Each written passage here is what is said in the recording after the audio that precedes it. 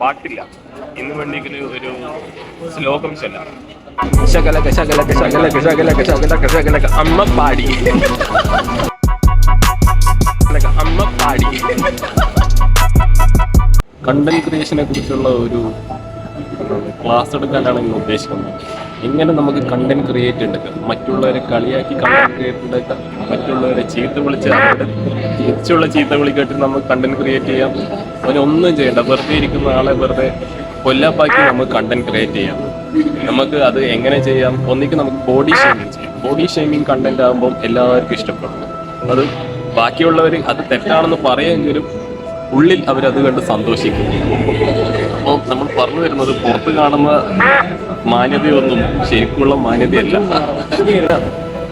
ബാക്കിയുള്ളവരെ ഉപദ്രവിച്ചുകൊണ്ട് നമുക്ക് content create. അതിനിപ്പോൾ ഒരു പുതിയ പേരുണ്ട്, പ്രാങ്ക് മീറ്റിംഗ്.